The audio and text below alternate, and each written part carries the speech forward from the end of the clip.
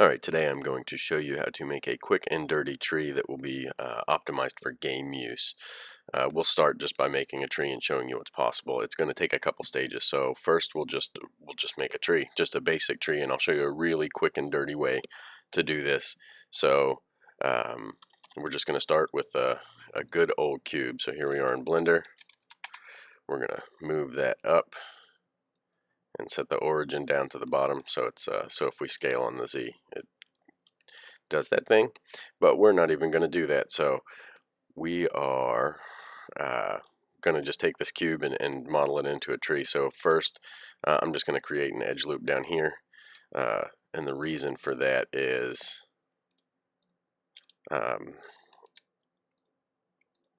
that I want. When I do a subdivision surface on this, I don't want it to be super round on the bottom, so we're going to put this here so it'll give us a little bit of a flare. Alright, and now we're just going to build our tree. So I'm going into face select mode while I'm in edit mode, and then I'm going to grab this face here and I'm going to scale it down a little bit to give us a little more of that cone shape. And now I'm just going to get a good angle, and you can extrude and then move it around and get it how you want. But I found a much easier way. If you hold control and right click, it will extrude to your cursor. So we'll control and right click, control and right click, control right click, control right click, and we're just going to do this until we taper it all the way down. So each time I am scaling just a little bit down, and we're going to do that all the way up until we come to a nice point. Alright, so now we have our trunk here, and I know it looks square, but we're going to go in and subdivide later, so just bear with me. So now we need to add some branches, so I'm just going to go into each of these faces, and you can press 3 as a hotkey to go back into face select mode. So then I got these faces, and we're going to do the same thing, and I'm just going to drag out some branches.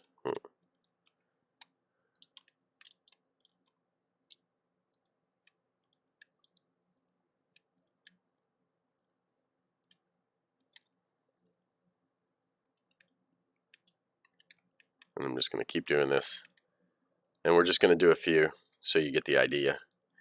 You can make it however complex you want on your end.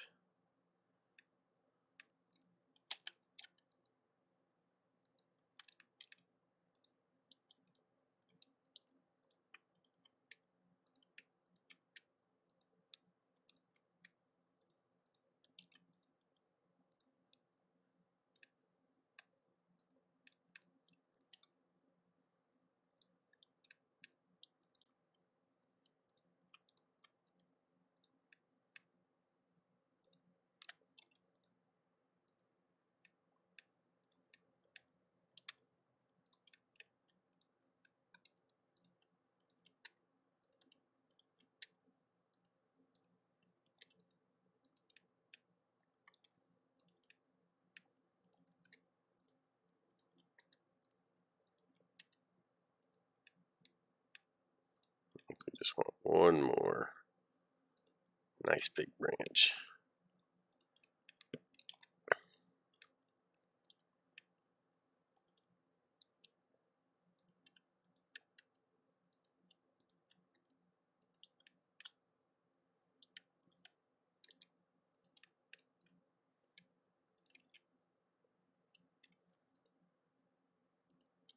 And if you don't know, okay, one thing I didn't explain either is when I grab onto each of these, the shortcut to add a loop cut is Control R.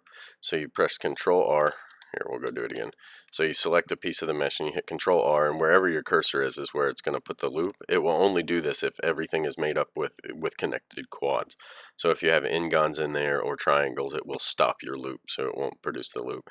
So then once you click your loop, you can move it up and down. Find where you want it, and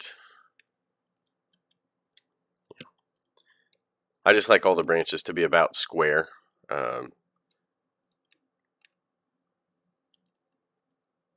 It makes it better when you subdivide. You don't get these weird shapes. This one's a little narrow, but it'll be okay. Alright, so here we have a basic tree. Let's add one more over here.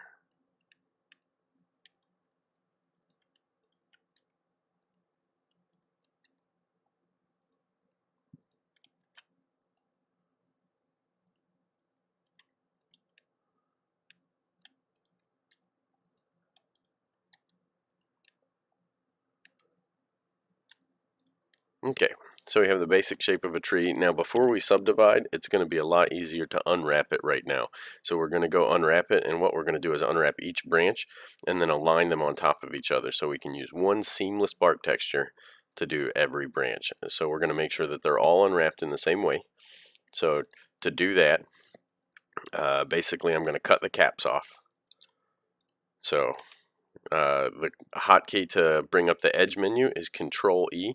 So I'm going to get all of those edges selected on the bottom. I like to cut the caps off so you don't get weird deformations on the end, and that way you can add a cap texture if you want to make it look like the branch is cut off. These are going to be small enough and covered with leaves that we don't really care, but I'm going to do it anyway. So now I'm going to mark the seam there, and then I'm just going to pick a side. We're going to go back into edge selection mode, and the shortcut key is 2 on the keyboard, and we're just going to select up and unwrap this thing. So a neat little trick, you probably know this, so you can select each edge, and then if you hold shift and select, you can add to your selection. Well, I'm going to show you another trick. If you select an edge, a vert, a face, whatever, and then go somewhere else on your mesh, like let's say right up here, and if you hold control and click, it's going to select the shortest point between those two lines, or between those 2 points. So that gave us our edge loop there. I'm going to cut the cap, so we're going to select the whole cap. So we have this edge selected that goes all the way down to the bottom and then all the way up to this cap, and we're going to mark a seam there. So now we just have to go around and do that with each branch. So once again, easy way, you hit, hold control, and you got that whole thing selected, and now basically this is just another trunk of the tree, right? We're going to unwrap it the exact same way, so that way when we have our map, we can take a bark texture and line all these up, and we'll show you that. So now we're just going to go do each branch, and I'm going to go down and do that.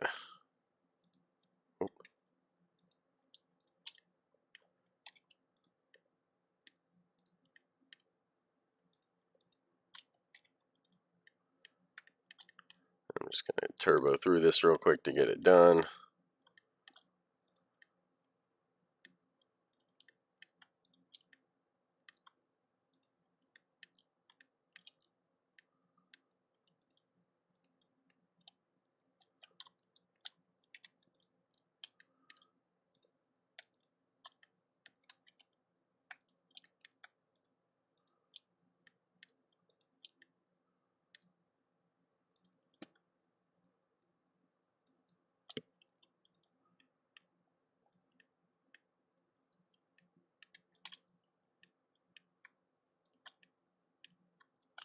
And you notice I'm putting all the seams on the top, and that's because you're not going to see these branches from the top, so I'm going to make sure that the seams are somewhere else. I'm going to use the seamless texture anyway, so it doesn't matter, but it's just good practice to try and put your seams where they're not going to be really visible on the model in game or in your scene or whatever it is that you're doing with it.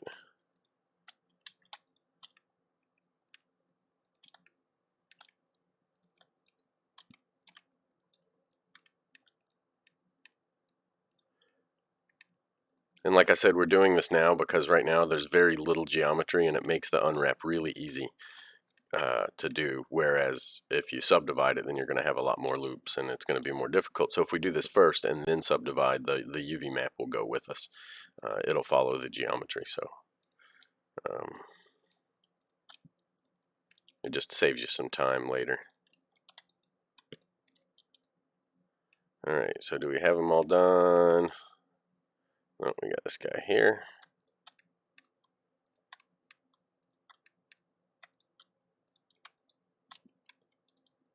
And there should be one more right up here. Yep.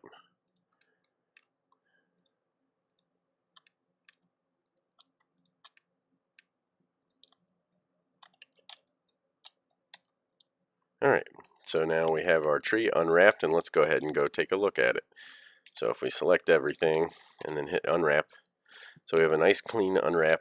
Well, let's check the stretching. So to do that, up here in the corner you have this little arrow. You can also press N is the hotkey to bring this up, and you go down to Tool, View, and then under Overlays, and then click on Stretching, and you can go see any spots where the texture is going to be stretched on the model. And it's okay, we're doing bark, so it's okay if it stretches a little bit. But here, I think if we add one more seam down on the bottom, oh, doesn't seem to matter. Oh, I'm not doing unwrap. So if you go into your menu and hit live unwrap, then if you go in and do bits, then it'll instantly update. So we got no stretching there, but it's some weird overlapping. I think I'm willing to deal with this stretching. It's not that bad. The only other option would be to just cut this piece off, but then it's going to give us a weird seam thing. So we're just going to go with it how it is. So now we want to line all of these up on top of each other so they all kind of match, and we're going to use this bark texture. And the nice thing about using a seamless texture is you can stretch your UV, you can scale your UV however you want, and it's going to put the texture on properly because it's seamless and you're not going to see any seams. So let's go up into island selection mode, which is up here. You have vert, edge, face, right? So you can select the face, but we're going to select a whole island. So that's what each of these chunks is called, and they're called UV islands. So we're going to take each of these islands. All right, first I'm going to get all of these out of the way.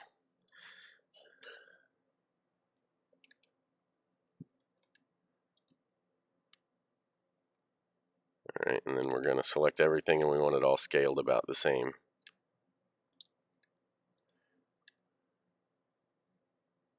Oh, but we're using a different texture. Never mind. So these need to all be straight up and down. Let's go ahead and bring in our texture. So you can search online for seamless bark textures. There are a bunch of options for where you can find it, but I have a bunch already. I'd be happy to share if you need them. So we want, let's just pick a bark. Let's say we want this, I don't guess it matters. Let's take this chestnut. All right, so we have this chestnut bark. And you'll see now it really stretched on the bottom. Let's go add a material to this tree just so you can see. So we're going to go into our shading tab. Hang on, I'll bring my window over. I'm on a different monitor. Maybe. Hello.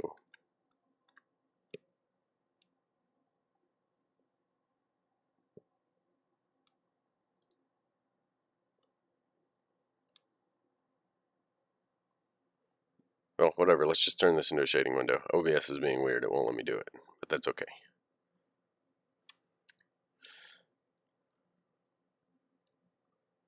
So here we have a shading window, and we're going to make a new material.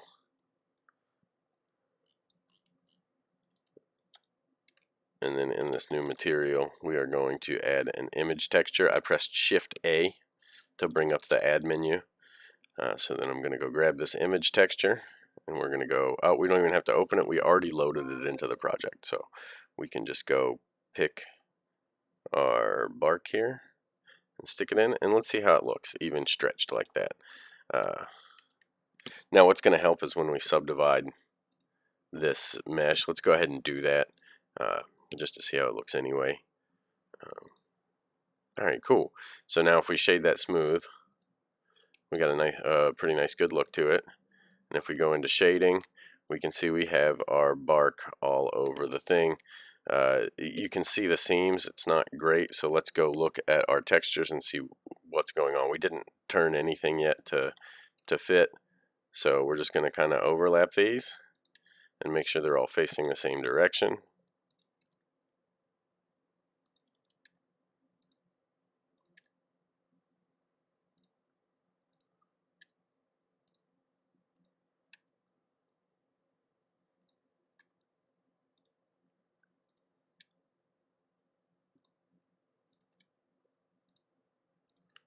And that said, I don't really care about the end caps because they're all going to be hidden. Alright, so we have all of these on here, and we're going to scale them up. Let's go see this in shading so you can see what's happening. So now if we go look at our bark texture, as we scale it up and down, we're moving. So find a spot where it looks pretty good, where you don't have seams. And if you're not happy with the width or stuff, you can scale based on X or Y, however you want to do that to get it good. I think that looks pretty good. We're not seeing many seams. So if we turn this into shading, so now we have a tree with bark on it. One thing we want to do is add our normal. So what was the name of this? It was called Sweet Chestnut. So I'm going to duplicate this node, and then I'm going to go find my normal. So it was Sweet Chestnut. So let's just search. All right, so we have the normal here, and then to add your normal map in so you get that height data, or kind of that light data, you need a vector. So we're going to hit Shift A, and we're going to go into vector, and we're going to pull up a normal map. We're going to plug our normal into normal. We're going to plug our color into color, and then we're going to change this to non-color space, and it will give us our normal, which is looking crazy.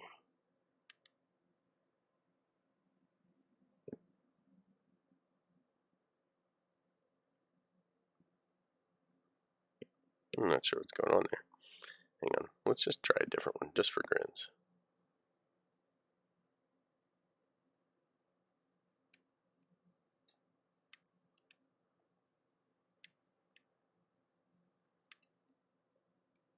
Let's turn down the strength a little bit. It's weird that it's affecting the light.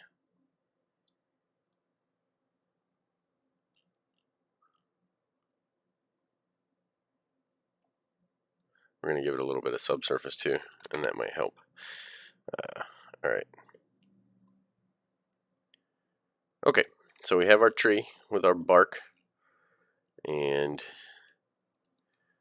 there we go. I think that'll do it for this video. We have the tree made, so now we're going to have to figure out how we get leaves on this tree. So we're going to save this.